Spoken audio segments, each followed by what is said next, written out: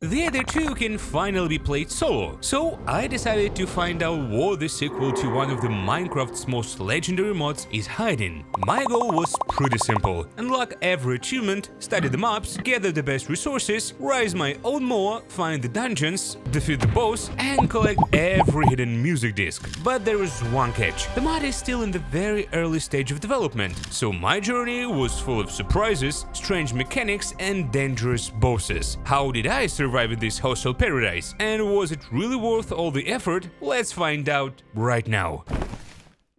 I had a couple of big decisions to make right away. First, should this be a hardcore run? I decided against it. The mod had only just entered public alpha, and I really didn't want to lose the entire world because of some random bug. Second, should I start right away from a new dimension? To me, that felt a bit cheap. I wanted to go through the full progression from scratch. That seemed fair. So, without wasting any time, I jumped straight into the usual early game grind. I made a crafting table, crafted a wooden pickaxe, grabbed some cobblestone, upgraded to stone tools, and headed out to look for shipwrecks. I figured that would be the easiest and honestly fastest way to get some early iron. But to my surprise, after swimming barely 100 blocks, I stumbled across a ruin portal. Let's just say my plans changed pretty quickly. Inside the chest, I found 3 obsidian blocks, a few golden tools, and a pair of golden boots. I got incredibly lucky here. When I cleared the magma blocks around the portal, I realized it was missing exactly 2 obsidian blocks, and the chest had given me 3. So all I had to do was drain the water and light the portal. Without overthinking it, I started gathering sand on the surface. At the same time, I was hoping to find 4 more iron ore blocks in the mountain. 1 for flint and steel, and 3 for the water bucket. But I only managed to find 1. I threw it into the furnace, and while it was smelting, I went to get some flint. Of course, if I had sponges, this would have been a bit easier, but the sand is still a pretty decent alternative when you only need to drain a small area. The Minecraft gods were definitely on my side today, because I spawned right inside a crimson forest, and on the ceiling I immediately spotted exactly what I needed: glowstone. I wasn't too worried about piglins since I had golden boots on, so getting the glowstone went pretty smoothly. I mined 11 blocks, exactly as many as I needed. But even though I already had the key block for creating the portal, I was still missing a water bucket, or more specifically the iron for it. So I went back to the surface to look for some. I thought it would take literally 2 minutes, but while I was searching for iron, night fell. I did find iron, of course, but just my luck, only 2 blocks. And finding that third one turned out to be the hardest part. I had to run from skeletons, drones, and creepers, but I did eventually find the third block. Next, I built the frame for the Aether portal, made a bucket, collected some water, and activated it. Moreover, I decided it wouldn't be fair to bring any overworld blocks with me into the new dimension. So I cleared out my entire inventory and headed into the Aether. As soon as I spawned in the new dimension, I got the achievement Hostile Paradise. In front of me were the endless lands of this hostile paradise. What would it bring me? What kind of adventures were waiting for us? There was something I still had to find out. I had nothing in this dimension, so I immediately started gathering wood and crafting my first tools. The mod has its own version of all the basic tools and even its own crafting table. First, I made a wooden sword and a pickaxe. While I was crafting my tools, a blue sweat walked up to me. Very politely, it waited until I finished making everything, and only then decided to attack. It's not a very dangerous enemy, but it drops slime and sugar, which can be used to make jelly. The problem was, I had spawned on a small island, with no food and no proper tools. As soon as I killed another sweat, I was about to grab its loot, but it just slid straight into the void because of the quick soil, a very sneaky block that constantly tries to throw you off the edge. Still, I managed to discover a new creature, the Carrion Sprout. When I tried to harvest it with a sword, the game told me it would be better to use a special trowel for that. It's crafted the same way as the regular hoe, just with materials from this dimension. But as soon as I got closer, I noticed another plant, the Icar. It was in the previous version too. This flower shoots darts that poison the players, and its petals are food for moa, the rideable animals we still have to meet. So after cutting the flower down at the root, I got its petals and unlocked the achievement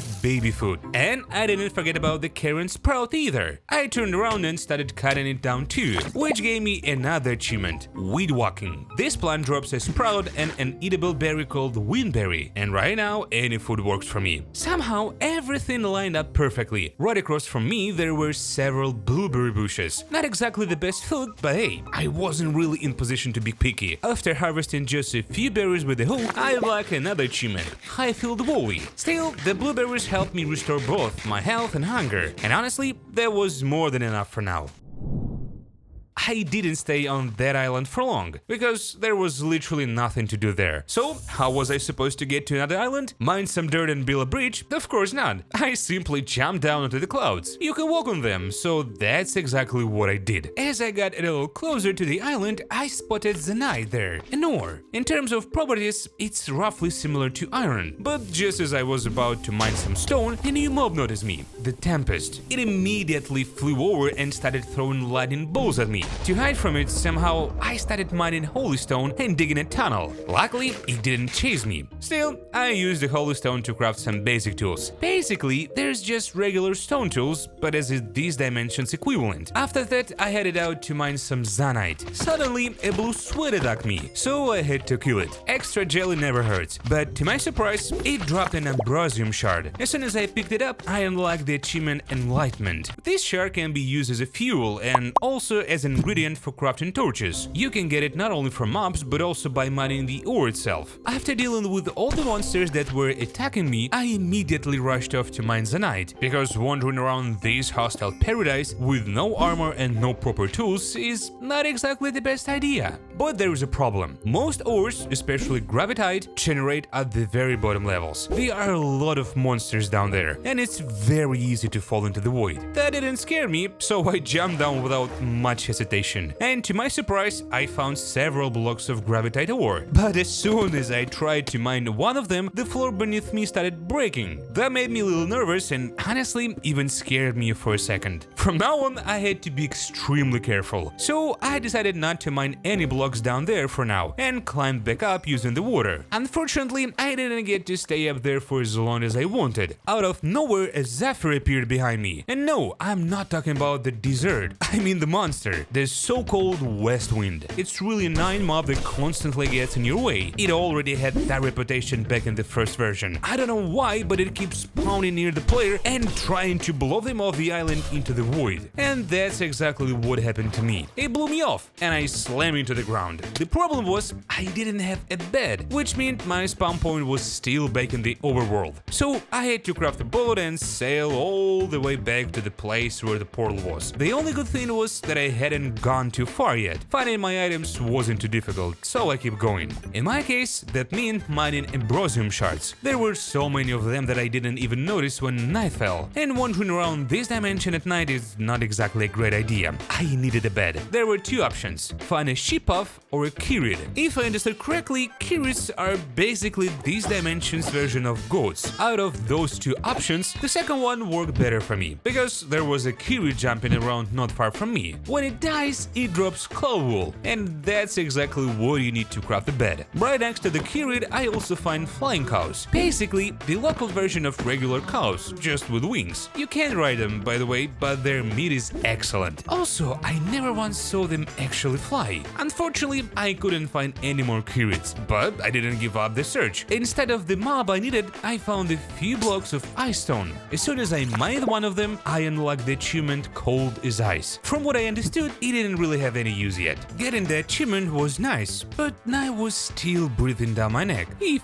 you can even say that. There were no Kirids or sheep-puffs anywhere in sight, but I did see a new mob for the first time, the Teagor. It's basically this dimension's version of the pig. They're pretty skittish, but despite their size, they're surprisingly fast. The night monsters did eventually catch up to me, and that's when I ran into the cockatrice for the first time. It's a bird that shoots poisonous feathers. Although, according to the bestiary, they used to be a cute little moth that were exposed to a corruptive mutagenic plague. After being exposed to its mutagenic effects for a long time, those small develop extremely aggressive traits. That's how they turn into the new species, cockatrices. They're not too dangerous on their own, but if there are a lot of them, they can definitely cause some trouble. To avoid taking unnecessary risks, I decided to dig underground and wait out the night. I placed down a crafting table, made a furnace, and of course started cooking some food. Having light and food definitely made me feel a lot more confident, but the achievements weren't going to complete themselves. So while the meat was cooking in the furnace, I carefully climbed out of my little underground shelter. I took an ambrosium shard in my hand and used it on the grass. That unlocked the achievement Golden Thumb. The ambrosium turned the grass into the golden version of itself. From what I understood, it works kinda like a fertilizer. If you plant a tree or berries on this grass, they grow faster. Although, to be honest, I didn't even try planting wheat. I simply didn't have any. By the way, speaking of the bestiary, the game has a guidebook. Right now, it has 2 tabs, the bestiary and effects. Each entry in the book appears after the player discovers a mob or experiences a new effect. There is actually an achievement tied to the bestiary. To unlock it, I'll have to find every mob on this list. Nothing is said about the effects, but for now, not all of them are actually used in the game, so it's impossible to unlock them all. After gathering my courage, I finally left the shelter and headed toward the unusual tree, the Ember Root. Its wood drops golden ember, and as soon as that item appeared in my inventory, I unlocked the achievement Wisdom of the Ancients. I'll need this resource later to rewind time. We'll come back to that. But for now, I gathered a few saplings from this tree and continued exploring the world. Of course, a monster attacked me. This time, it was a blue sweat. And what do you think happened? It latched onto me. But there was no need to worry. It's completely harmless. After a while, it just falls off on its own. Meanwhile, the night came to an end. In the distance, I saw the rising sun, which basically meant I was safe again. So I started gathering food. In my case, oranges and blueberries, as well as Zanite. I still needed armor and better tools. At one point, I even found a nest with a maw egg inside. While the parents were away, I took the egg for myself. And trust me, it's going to be very useful later. At the very least, picking it up unlocked the achievement Don't Count Your Maws. By the way, the egg's color affects what color the maw will be. In my case, it was black. Even though it was already late, or honestly early, since it was daytime after all, I finally managed to find some carrots and get the wool I needed from them. And if you played the first version and are wondering what happened to the sheep-offs, they were added too. They are in the game, they just seem to spawn a bit less often. My main problem was movement. Mining blocks every single time just to build bridges between islands was a bad idea. At any moment, a Zephyr could show up and knock me straight into the void. So I decided to rise my own moa. I found a cozy little spot, made a bed, set my spawn point, and started gathering resources. In my case, Zanite. But that wasn't the main priority. I needed to make a nest for the moa. For that, I needed a special block called Woven Skyroot Sticks. It's crafted from 4 regular sticks. Then I copied the very same nest I had borrowed the egg from. I placed the egg in the center, and it even gave off the little happy particles, which meant I had done everything correctly. Now all I had to do was wait 1 full day for the moa to hatch. Instead of just sitting there for 20 real minutes, I decided to keep moving and went off to gather some wood. I had to use up the previous supply on the moa's nest. Once I got back home, I started crafting a new block, the Ember Hourglass. The recipe is very simple, but it does require ember, and as soon as I crafted it, I unlocked the achievement What Solve is New Again. Remember when I said ember was used to turn back time? Well, this is exactly what I meant. That's what the hourglass is for. It works kind of like a furnace. You place the ore into the top slot and the ember in the bottom one. In my case, I placed fossilized Zanite inside. After some time, I was supposed to get Zanite gemstone, which could then be used to craft tools and armor. I was going to need a lot of ember. That's exactly why I had gathered saplings from that tree, so I could plant them near my base. Before that, of course, I didn't forget to fertilize the ground with ambrosium. To prepare for the moa's birth, I decided to craft some food for it. For that, I needed a Skyroot pine cone and an acre petal. But to make the food tastier and more effective, I added some blueberries as well. This food will help to restore the moa's health if someone or something damages it. Besides food, I also needed a saddle. A vanilla Minecraft saddle wouldn't work. Luckily, there was a carrot jumping around not too far from me, and from it I got cloud wool, which then I turned into the cloud twine. By combining that with the beast pelt, I crafted a moa saddle. On top of that, I also crafted a healing stone, but that one was for me. I'll explain how it works a bit later. While I was preparing all of this, the hourglass finished processing the zanite, or more accurately, I ran out of amber. But when I took the zanite out of the hourglass, I unlocked another achievement, exotic hardware. Now that I had a zanite, the first thing I crafted were a pickaxe and a sword, and on top of that I made a cloud skiff. Trust me,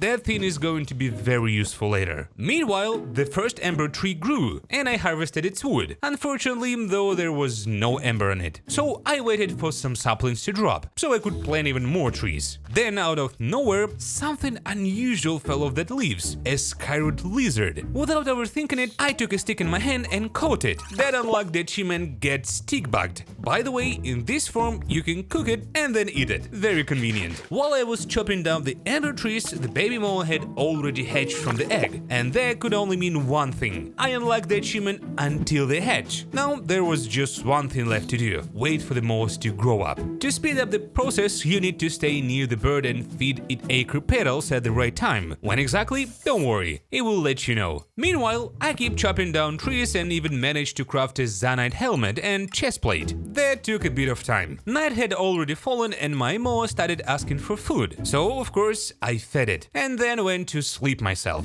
The next day, I fed the bird one more time and later went off to mine some zanite ore. I even managed to catch another lizard. After a while, the moa asked for food again, so of course I fed it one more time. And what do you think happened? It finally grew into a fully adult moa that I could actually ride. So without overthinking it, I started getting ready for the journey. Before that, of course, I crafted zanite boots and gloves. Alright, technically, moa can't fly in usual sense. It's more like something between normal flight and flying with an elytra. A moa has an energy charge shown as feathers, and that amount is always the same. When you press jump, the moa flies upward, and after that, it slowly starts gliding down while moving forward. But even that is already enough to properly travel around this dimension. The flight lasts quite a while, and it's going to make this playthrough a lot easier, especially since one of the achievements requires visiting all 15 unique biomes, and that is not exactly an easy task. Oh, and I almost forgot, near the very beginning of my adventure in this dimension, a zephyr attacked me, and I managed to fight it off. After it died, it dropped blocks of cold cloud and blue cloud. I saved them for a special occasion. Well, that special occasion had finally arrived. After landing in a lake, I placed that block in the water and stepped on it. Blue cloud is basically a trampoline. It launches all entities upward, and as soon as it threw me into the air, I unlocked the achievement to infinity and beyond. There is also green cloud, which does the opposite and pushes the player downward. That one is probably better to stay away from. After that, I set off in search of more adventures. Not far from the place, I found a fig, a flying pig. In the previous version, there was an achievement tied to it, and you can even fly on this pig. This time that's not possible, but I think it might be added in the future. The problem was, as soon as I flew up to the pig, a cockatrice immediately attacked me. Not only did it hurt me, but it also hurt my moa, and that I couldn't let slide. So, of course, I killed the cockatrice. Maybe I shouldn't say it like this, but the whole situation actually worked in my favor, because I used food to heal my injured moa, and that unlocked the achievement Healthy Diet. As you've probably already guessed, moa are amazing animals, but that's not all. We can also attach a special bag to them, which adds 27 extra item slots. For that, of course, I needed some pelts. I got it from Teagors. I also needed cloud twine and a chest. Combine everything together and you get a large saddlebag. Oh, and I almost forgot. While I was flying around, I found a few more zanite deposits. So now I finally crafted zanite leggings, and on top of that, a zanite axe. Instead of flying high up, I did the opposite. I went down, straight to the clouds. Remember that cloud skiff? Well, I needed it to sail through the clouds. I placed it on the clouds,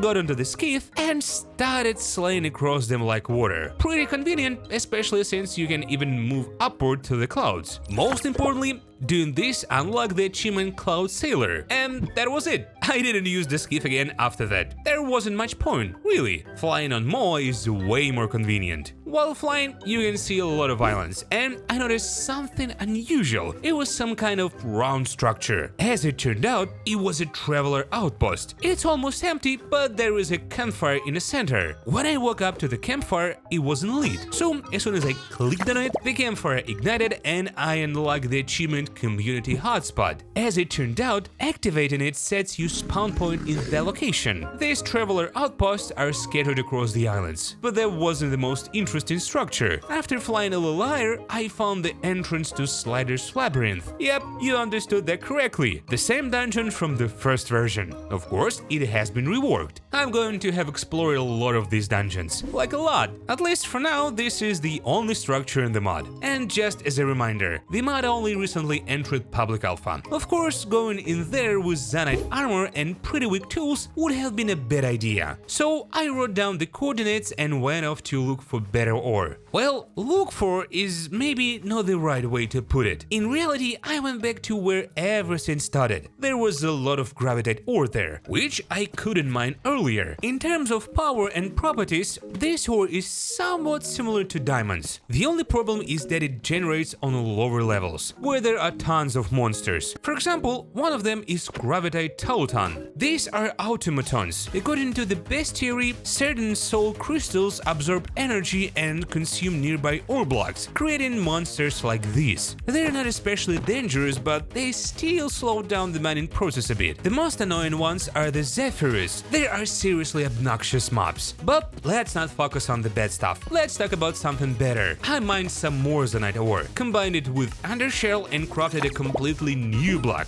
the Aether. You might recognize it from the previous version. Its function is still the same, although the interface has changed. As soon as I crafted this block, I unlocked the achievement Do You Believe in Magic? If Zanite needs to be restored by basically rewinding time, then here we need to enchant. When you place an item on the Aether, it shows how much Ambrosium is needed to restore it to its previous state. That's how I turn inert gravitite into a gravitite plate. And by the way, that also unlocked the achievement Pink is a New Blue. Without overthinking it, I used my first plates to craft a gravitite pickaxe. Its special ability is that it can control blocks, although for some reason it only seems to work with ores. I also crafted a gravitite sword, and its ability is really cool. After hitting a target, it increases that target's gravity, so when you hit a mob, it immediately starts falling downward. Pretty useful in fighting Zephyrus. You could say this sword brings them down to the earth. As soon as I crafted the sword, another new monster immediately ran up to me. This time it was an Nkin Tautan. The process that creates this mob is exactly the same as with the Gravitite Tautan. The only difference is that it's made not from gravitite, but from Ercanium, another type of ore. It wasn't a particularly dangerous enemy either. The main problem with the mod, in my opinion, is that it's still in a very early stage of development. A lot of things simply aren't in the game yet, so things don't work correctly and some don't have any use at all. For example, Glint Coins. You can find them in dungeon chests, mine them as a ore, and they even have their own dedicated slot. But for now, there is nowhere to spend them. Still, I keep collecting them anyway, because even though they don't have any real function yet, there is an achievement tied to them.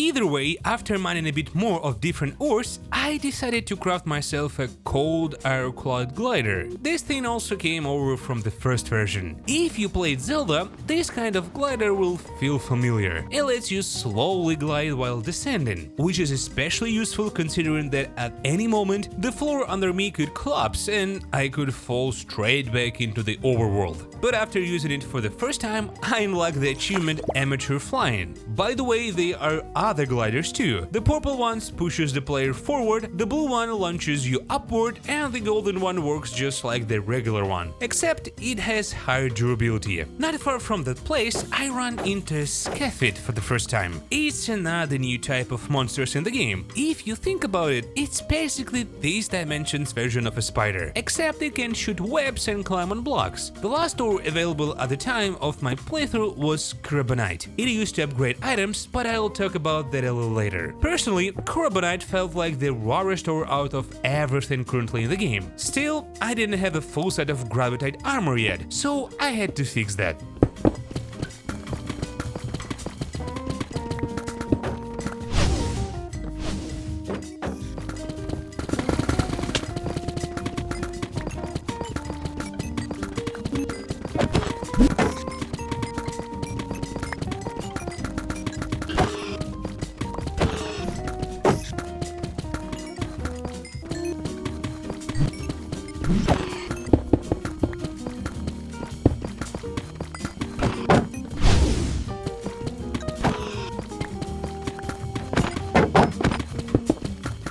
Overall, I'd say the resource gathering went pretty well. I mined plenty of useful ores, including Gravitite, which I immediately put into the altar to turn it into plates. For now, I only crafted 3 armor pieces from those plates: a chest plate, a helmet, and a leggings. As soon as I equipped them, I unlocked the achievement Define Gravity. So, what's the unique feature of this armor? Double jump. But honestly, I barely use it. I just didn't really need to. Of course, Gravitite is great. I even crafted myself a pair of gloves. But besides that, I also needed Aeternite. By the way, this ore's texture looks kind of vaguely similar to bedrock. Aeternite also needs to be placed into the altar. After that, we get plates. And as soon as one of those plates ended up in my inventory, I unlocked the achievement The Steel of Gods. This material is needed for a special forge that can upgrade items. But first, I had to prepare everything. I started with glass, or more specifically, crafting it. Earlier, right at the beginning, when I was gathering resources, I came across some glass blocks. I broke them and got scatter glass shards. Now I had to use those shards to craft crude scatter glass, and then put it into the furnace to smelt. Meanwhile, the fossilized carbonite in the hourglass turned into a crystal. As soon as I took it into my inventory, I unlocked the achievement Green Energy. I was going to need this ore later. And if you ask which armor is better, Aeternite or Gravitite, unfortunately I don't really have a clear answer. The problem is that Gravitite is already very solid armor by default, but anything made from Aeternite can be upgraded in the special forge. The catch is, it takes a lot of resources, so for me I'd say they're roughly equal. Still, the first step was to craft that forge, and that's exactly what I did. For that, I unlocked the achievement Upgrades People Upgrades. By the way, that's a reference to the old animated movie Robots. On top of that, I needed one more block, the Alkagest Purifier, but for that I was missing that same glass. And luckily, right where I had stopped, there was a small deposit of this glass. I quickly mined it, crafted the glass, threw it into the furnace, and then used the finished glass to make an Arcanium Alkagest Canister and the Alkagest Purifier. God, just trying to pronounce that name is enough to break your tongue. Of course, there was another achievement for that too, Deep Clean. So, why go through all of this? The thing is, deep under the islands you can find these lakes filled with some strange liquid. That liquid is Alkagest. It's needed to purify irradiated items. You can only find those in dungeon chests, and they seem to appear there pretty rarely. We'll come back to them later. That's exactly what those canisters are for. The problem is, if you simply try to collect the liquid, you get an Arcanium Hestwheel canister instead. Basically, it's a gas, which as far as I understand, doesn't really have any use yet. So what do? It's simple. You need to get rid of the gas by placing a torch near the lake. That causes a flash, and for the short time you can collect the actual liquid. That's exactly what I did, and by doing so, I unlocked the achievement Handle with Care. As it turned out, I had enough glass, so I even had some extra, and that was actually a good thing, because I crafted myself a special scatterglass vial. I'll need it for another achievement later on. So I gathered all my stuff, sorted my inventory a little, and headed out. Where do you think I went? That's right, into my first and definitely not my last Sliders Labyrinth. Honestly, calling it a labyrinth is a bit of a stretch. It's not big enough to really get lost in, but it does have new monsters. The first one I encountered was a sentry golem. These guys are pretty slow and clumsy. They have two types of attacks, a melee attack with a hammer and a ranged one, where the hammer fires an explosive projectile. The second mob is the detonation sentry. Now these are really annoying. They spawn from a special spawner, but they can also appear from traps. Their main feature is that once they activate, they explode, and when there are a lot of them, you're basically already dead. So you have to stay alert. So why even go in there, you might ask? And my answer is simple: for the loot chests. At the time of my playthrough, this was the only dungeon in the game where you could get different items. The catch is that, for now, most of the items are pretty similar. In other words, you won't really find anything super new there. Most of the time, it's amber, ambrosium, torches, and different kinds of food. From time to time, you can also find weapons, armor, and arrows. The third and final type of enemy in this labyrinth is the mimic, and honestly, they're really well made. Their animations and textures are great, especially compared to the first version. So yeah, at the time of my playthrough, this dungeon was the only one in the game, and it was still being worked on. And sure, when you go through it for the first time, it's interesting. You want to explore every corner and find every chest. But I had to explore 24 of these dungeons to complete all the achievements, so trust me, I know what I'm talking about. For now, they're all very similar. But let's get back to the playthrough. While fighting my way through thousands of sentries and mimics, I even managed to find a Zanite pendant in one of the chests. It increases mining efficiency by 0.25%. Not much, but still nice. I also managed to find a few healing stones. They only had one charge in them, but later I'll be able to recharge them using the altar. The most important room here is the Slider's Chamber. Yep,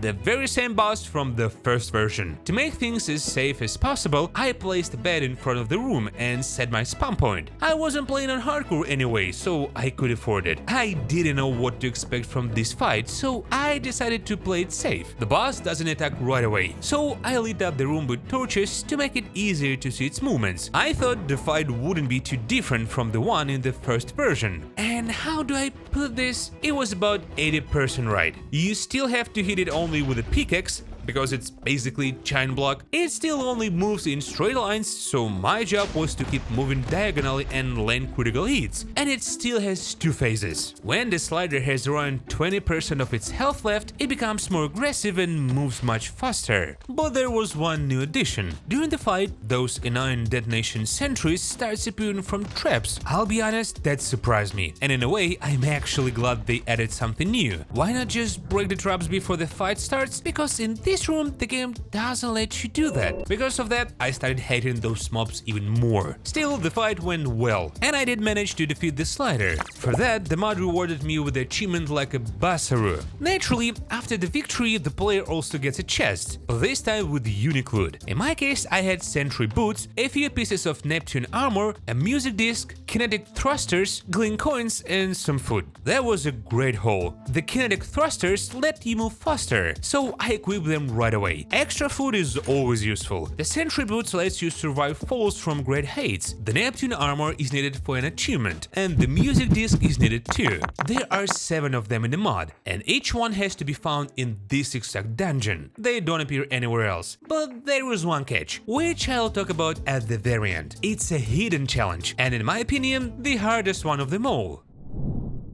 When I got back to the surface, I was horrified to realize that my maw was nowhere to be found. For a moment, I thought it had fallen off or been killed by cockatrices, but the truth was much simpler. It had just climbed all the way to the top of the mountain. Yes, maw just like vanilla mobs, always try to climb higher. So if you ever run into the same problem, don't panic. Just look for a maw somewhere up above. By the way, remember that scatterglass vial I crafted from the extra glass? After getting back to the surface, I filled it with water, then combined it with the cockatrice feather and Hesperos, a flower that exists in the game, but obviously not in real life. It's basically kind of a remedy that's supposed to remove the negative poison effect. So as soon as I got poisoned by an Nkin flower, I immediately drank it, but the effect stayed. The thing is, this specific remedy cures poison, while the Nkin applies a different poisonous effect. For that, you need a separate remedy made from an Nkin petal and Terrabloom, another fictional flower. Now, when I got poisoned by an Nkin, this remedy actually helped me, and that's how I unlocked the achievement The Cure. Yes, all of that was done just for this achievement. In reality, the effects here don't always work properly. They do get applied to the player, but after that, nothing really happens. In my opinion, one of the hardest challenges in the mod is biome exploration. I don't particularly like this achievement even in vanilla Minecraft. Thankfully, there aren't that many biomes here, only 15 15 in total. Although by that point I had somehow already managed to visit 9 of them: Frigid Sierra, Sheer Tundra, Flourishing Field, Magnetic Scar, Shrouded Forest, Verdant Woods, Frozen Lakes, Enduring Woodland, and Shimmering Basin. That left only 6, although, to be precise, already 5. I managed to discover another biome, Violent Highwoods, and honestly, it's a really beautiful biome. I like the purple trees. I even came across a new type of Buakai. They had appeared before, but these ones had a slightly different texture. They're basically this dimension's version of cows, just a bit stronger. They can even fight back. Also, from what I understood, when I was flying above the clouds, I apparently entered an invisible biome, Glistering Swamp. Because when I checked the challenge, it showed that only 4 unexplored biomes were left. I still don't know if there was a bug or not. Either way, it worked in my favor. Night was slowly approaching. The sun was setting behind the horizon, and I needed to sleep quickly to skip the night. Nearby, I noticed a few sheep puffs, and I needed wool anyway. Using 2 blocks of wool and some cloud twine, I crafted a cloud wool bedroll. The nice thing about it is that the recipe is simple. After you sleep on it, it just disappears, and it doesn't set a new spawn point. On top of that, there has to be a light source next to the bedroll. In my case, it was just a regular torch. And after sleeping through the night on that thing, I unlocked the achievement Under the Stars. And just like that, slowly but surely the number of achievements were getting smaller and smaller. But that still wasn't a reason to stop. The next one was waiting. First, I crafted myself a new weapon, a dart shooter. The recipe was very simple, but it required ember, and I didn't have much of it. So I went to gather some straight from the tree. A dart shooter is useless without ammo, so using a stick and ember, I crafted some darts, but not regular ones. I added cockatrice feathers to make them poisonous. Then I loaded them into the shooter and went looking for a new target. The target ended up being a Buakai. Strangely enough, the dart shooter has no sounds at all, and overall, the darts work kind of weirdly. They didn't seem to deal any damage, which really surprised me. But after firing 2 full rounds of darts into the Buakai, I unlocked the achievement Pick Your Poison. After that, I set off to find a new biome, and when I noticed some previously unexplored structure far off on the horizon, I of course flew straight toward it. As I flew a little closer, I noticed another new mob out of the corner of my eye, the Air Bunny. Yep, the very same mob from the first version. If you put it on the head, it lets you glide down smoothly and jump higher. But before that, you need to tame it with oranges. Luckily, I had already gathered some earlier. I knew I'd have to tame this cute little creature eventually, so I prepared for it in advance. Although, honestly, I probably didn't need to try that hard. I tamed the Air Bunny with just 1 orange and unlocked the achievement Best Friends Forever. Which is nice, of course, but that's a vanilla achievement. I was actually aiming for the next one. As soon as the Air Bunny sat on my head after being tamed, I unlocked the achievement Marketable Plushie. The Air Bunny is a great companion in the early stages of the game, but I already had a MOA, so I let it go free. By the way, that structure we were originally flying toward turned out to be just a regular outpost. At the very top there was a chest, and I took some food, torches and amber from it. I was expecting a bit more, to be honest. But right behind that structure, I noticed a new biome I definitely hadn't been to yet. From distance, it looked like it was made of gold. As soon as I flew a little closer, I was immediately covered in a golden haze. As it turned out, this was the Contaminated Jungle. What exactly it's contaminated with, I still don't know. The mod doesn't really explain it, and the guidebook only has the bestiary and the effect step. Either way, this biome definitely stood out to me. It looks really beautiful, especially with that haze. From what I understood, this biome has its own small sub-biome, the Battleground Wastes, because while exploring the Contaminated Jungle, I somehow managed to visit that one too. But there were still 2 biomes left to complete the challenge. One of them was very dangerous, because it's located almost at the very bottom, between this dimension and the overworld. So I crafted a wooden bucket, yes, that exists here, filled it with water from lake and flew down toward the clouds. There I carefully broke a few cloud blocks and poured out the water. That was my guarantee that I'd be able to climb back up. The problem was the tempests, which spawn around these levels. They keep throwing their lightning bolts at me. The Gravidite Sword helped calm them down a bit, and they dropped straight down. Meanwhile, I visited the 14th biome, Hestvale Caverns. Good thing I had a map. Without it, I definitely wouldn't have managed. But things weren't going as smoothly as I would have liked. As it turned out, Moa can't swim upward through water, and at that moment I started to panic a little, because my Moa was carrying a lot of items, and I really didn't want to leave it down there. The height my Moa was gliding at wasn't critically low, so I started slowly descending toward the nearest cave. The best thing about this bird is that it restores its energy for ascent even while flying. It just takes some time, but in the end everything worked out. I managed to reach a ledge, and while I was slowly making my way back up, I even had a time to mine a few more resources. So in the end, the whole situation actually worked in my favor. Oh, and I almost forgot, the Aether isn't only useful for restoring ores, you can also use it to restore the durability of items. That's extremely convenient. Sure, it requires Ambrosium, but at least you don't have to worry about your tools breaking. But even that still wasn't enough. So I finally turned to the Arcanium Forge. The way it works is very simple. You place in the item you want to upgrade, Arcanium, and that same Carbonite. The amount of resources required depends on the upgrade level. The first thing I upgraded was my pickaxe. This gave it more durability and also unlocked a slot for charm. The problem was, I didn't actually have any charms yet. Then I upgraded my sword, my chest plate, quickly crafted an Arcanium shield, which was clearly going to be better than the Zanite one. And the last thing I had enough Carbonite was the leggings. I left the helmet untouched. After that, I finally moved on. And once again, a slider's labyrinth appeared in my path. Sometimes the spiral staircases leading down into these dungeons are really long, so without overthinking it, I jumped straight down, not afraid of dying from the fall. Of course, I knew I would survive. I was wearing the sentry boots, and I did it on purpose to unlock the achievement Vertigo. This was already the second labyrinth I had visited, and absolutely nothing had changed. The sentries greeted me, I killed them, detonation sentries crawled out of traps, I killed them too, and then I looted the chests while fighting mimics along the way. Strangely enough, the mobs in the labyrinth drop absolutely nothing except experience. Either way, that wasn't going to stop me from continuing to loot the chest in the hope of finding something useful. Like for example, a page from the bestiary. These are extremely rare. The catch though is that for now they're useless. After you activate them, no new pages appear in the guidebook, even though the notification does show up. I think this feature will probably be added a bit later. The second boss fight was a little harder. I even had to use a healing stone. Basically, it's something between a healing potion and food. It has 5 uses. You have to eat it, but instead of restoring hunger, it restores health, and you can recharge the stone using the same altar. So it's kind of like an endless healing potion. This time the useful loot in the chest included coins, music disc, and Neptune boots. If getting down was quick,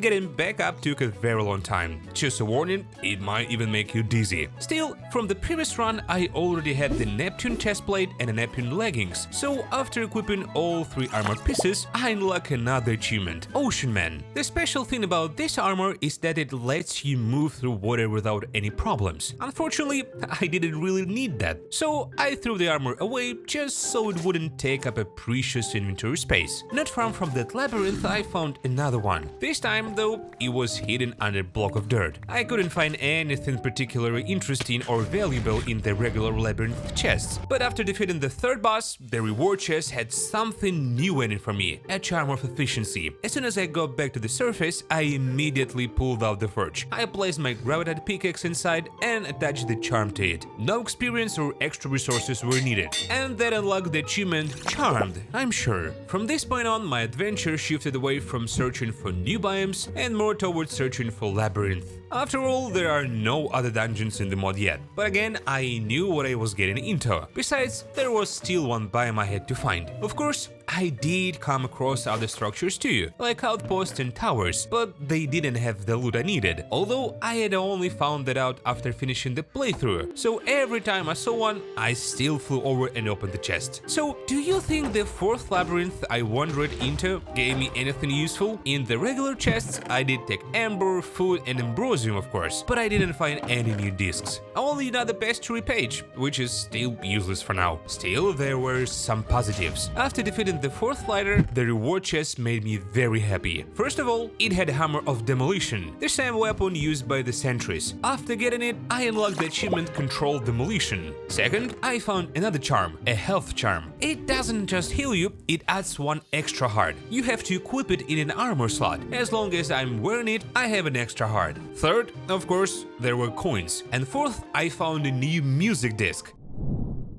From what I understood, the Hammer of Demolition replaced King Bidog's hammer. Yes, the same developer who created the first Aether, and now works at Mojang. He is the one we can thank for the Ancient City and the Warden. So yeah, the weapon is pretty cool. Besides the regular melee attack, it can also fire those same projectiles that the sentries throw at the player. By the way, there is an interesting achievement tied to this, so I had to find a living sentry in the labyrinth, hit it a few times with my sword, and then launch a projectile at it with the hammer. After that, the sentry was destroyed, and the achievement Impactful Revenge was completed. Yes, you understood that correctly. As soon as I got back to the surface, I immediately attached a new charm to my chestplate. I wouldn't find any more charms like that for the rest of the game. They're very rare. Outposts, towers, and Labyrinth aren't the only structures in the mod. While exploring further, I came across a small abandoned camp. It had a well, 2 tents, and a single chest across from them. But I didn't find anything useful there, so I moved on to search for the next labyrinth. I didn't have to look for long. It was visible from far away. Inside, of course, the same enemies were waiting for me again. This time, the chests had absolutely nothing useful, and even the fight with the fifth boss ended up being a little tense. At one point, I honestly thought I was done for,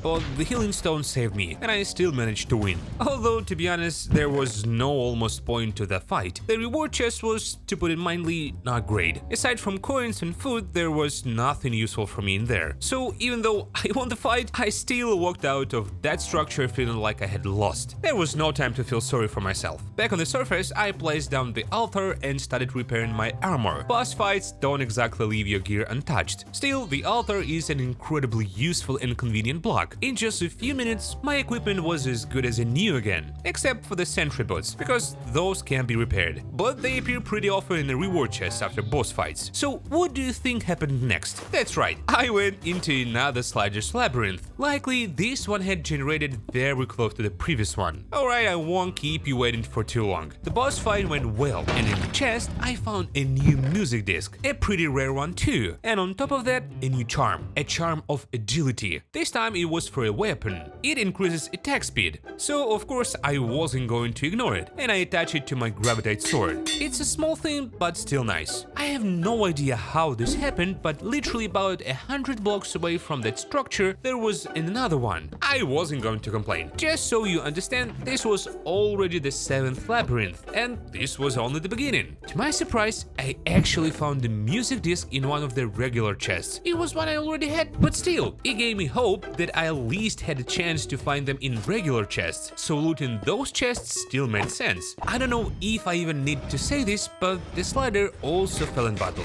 and in its chest, I found a very rare item, an irradiated chunk. I got so lucky that I found another music disc in regular chest. It was the exact same one I had found near the beginning of the labyrinth, but still, I found it. Just be happy for me, that's enough. Yes, I know you probably want to know what that irradiated chunk actually is. To purify it, we'll need that same Arcagast purifier. We place the chunk in the top slot, pour that same Arcanium Alcagast canister into the bottom slot, and simply wait for the purification process to finish. This chunk can literally drop anything from the mod. I got relatively lucky. It gave me a charm of resistance for armor. As soon as I picked it up, I unlocked the achievement, Let's Go Gambling! And yes, it perfectly describes what we're doing here, because there are other irradiated items too, but they're extremely hard to find. By the way, after purification, you're left with irradiated dust, which can be used as a fertilizer, which is pretty strange. And just like that, slowly and without rushing, we completed most of the achievements. Only 4 were left, although you can't see the 4th one in the screen, because it's secret.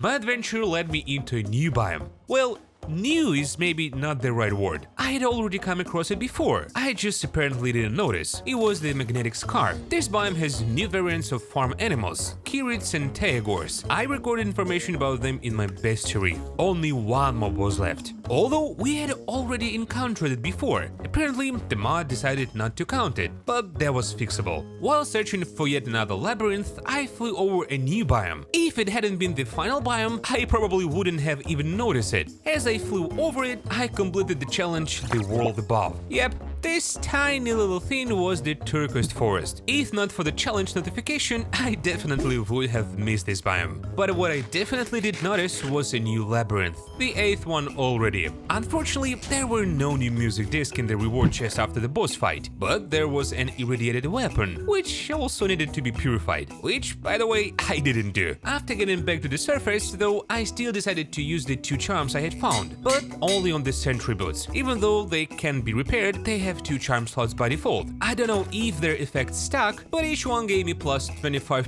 knockback resistance. Alright, I'll put back the curtain and tell you that the final missing mob in the bestiary was the Skyrod lizard. Yes, the same one I had already managed to catch twice, then cook and even eat. For some reason, the mod didn't count that action, so I had to start chopping down trees again, hoping this creature would fall out of the leaves. Because this lizard doesn't just wander around the world on its own. I didn't have to wait long. A lizard crawled out of the leaves of the 3rd amber tree I chopped down. Just to be safe, I killed it, so the game would definitely count the animal. And yes, that worked. All 31 mobs had been discovered, and the challenge The Beast was completed. That was it. Only 2 achievements were left. Both of them were connected to Slider's Labyrinth in one way or another. Well, only one of them directly. I still had to find 3 more music discs and collect 1000 Glint Coins. The last one, by the way, is easier to get manually in caves, but I was combining business with pleasure, since coins also appear in reward chests after defeating the boss. And from this point on, my long grind began, all in the hope to find those precious music discs.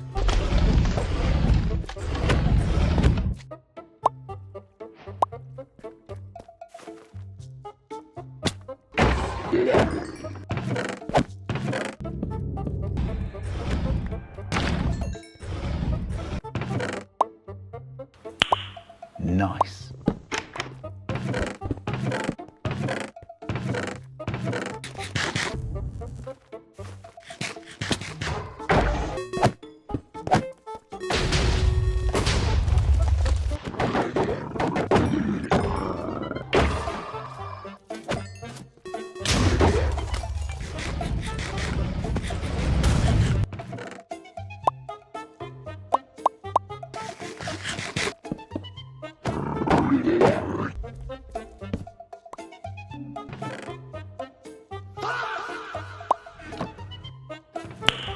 Nice.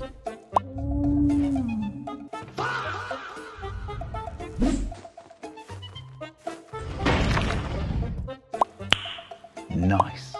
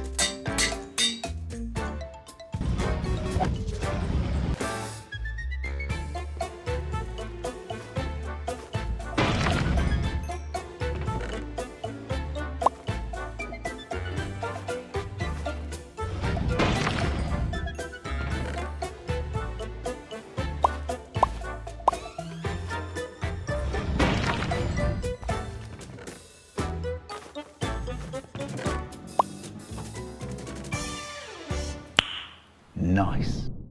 And just like that, after 24 sliders Labyrinth, I finally found the last disc in a completely ordinary chest that completed the secret challenge, the full album. In my opinion, this is one of the hardest achievements, simply because of how rare the discs are. And here's a quick fun fact: as I later found out thanks to my friend, out of all 7 discs, there isn't really one that's rarer than the others. Each disc has a 5.11 chance to appear in the chest of this dungeon, and in the boss chest that chances goes up to 66.67%.